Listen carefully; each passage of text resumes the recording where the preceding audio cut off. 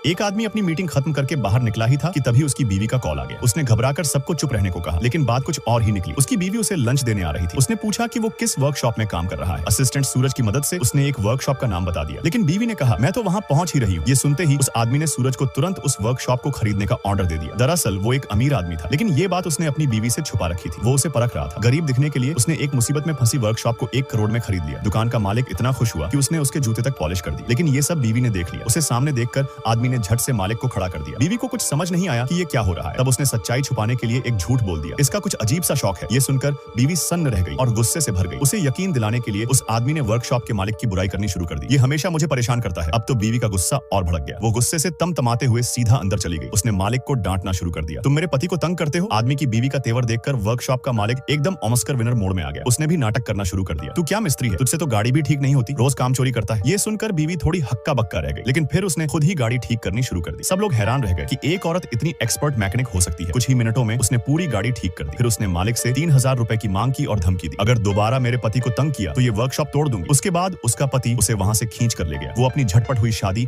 और ऐसी बीवी से बेहद खुश था। अब उसने ठान लिया कि वो उसे अपनी असली पहचान बता देगा। वो उसे अपनी लग्जरी कार भी देना चाहता था, लेकिन तभी बीवी मुस्कुराते हुए बोली, तुम्हारी माँ ने पहले ही सब कुछ बता दिया है।